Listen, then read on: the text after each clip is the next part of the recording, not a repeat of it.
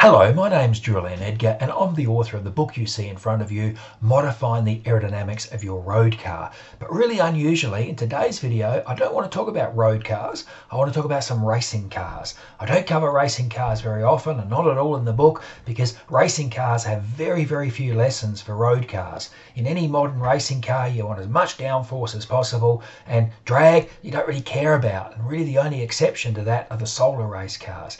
But if we go back to the 50s, we can draw some lessons that are really interesting and are probably applicable to road cars as well. I managed to find some information, some aerodynamic data on some of the 1950s and early 1960s Jaguar race cars, where really they took road cars and put them into operation on the racetrack.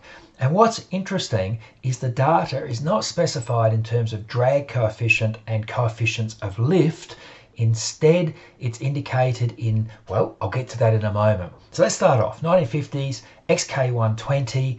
It had a frontal area of 13.86 square feet, so a projected frontal area. And rather than give the drag coefficient, they give how much power it needed to overcome aerodynamic drag at 100 miles an hour. And in this case, the XK120, it was a measured 68 horsepower. Now, instead of giving coefficients of front lift and coefficients of rear lift, what they do is they quote the static weight distribution, that is when the car is stationary, and then they talk about how that weight distribution changes at speed. Now, I don't have a definition of what at speed actually means, so I'm guessing probably 100 miles an hour, since that's the speed at which they took the drag horsepower. So the XK120 had a static weight distribution of 48.5% on the front and 51.5% on the back. But at speed, that dropped to 46% at the front and 54% it went up at the rear. I would say that's a good example of the car developing front lift. So the key things to remember before we go to the next one: took 68 horsepower to overcome drag at 100 miles an hour, and it was developing front lift. Drag frontal area of 13.86 square feet.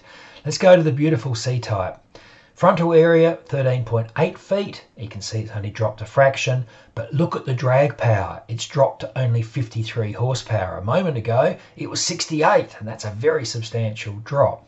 What about the static weight distribution? Well, it was 51.5% on the front, 48.5% on the rear, but it actually increased considerably at the front at speed. So the weight went up at the front and obviously went down at the back. It's probably getting rear lift. And if we look at some of those curves across the back and we get the vector of the force, it looks like it would be creating lift.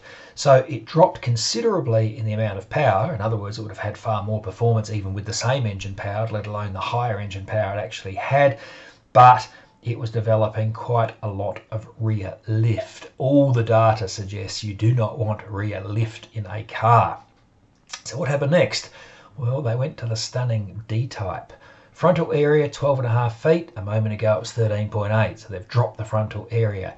Drag power at 100 miles an hour, now only 38 horsepower. A minute ago it was 53, and before that it was 68. So it's from 68 horsepower down to 53 horsepower, down to 38 horsepower to overcome drag at 100 miles an hour.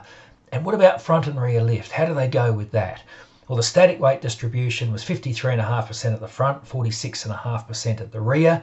And at speed, that decreased at the front, so it was getting a little bit of lift, but it increased at the rear. And really look, even at speed, it was almost 50-50 in terms of its weight distribution. So the D-type represented Malcolm Sayers' aerodynamic brilliance, where it had a relatively small frontal area, it had a much lower drag power, a much lower drag, in other words, than the previous two race cars, and at speed it was very nearly 50-50 in terms of its weight distribution. An incredible series of figures, I think, and so rare to find that sort of data on cars that, well, I was going to say look like road cars. I suppose you could argue this doesn't look like a road car, but it certainly looks massively more like a road car than a current race car covered in wings. Where'd that come from? It came from Jaguar Motor Racing and the Manufacturer, a book I found published in 1978.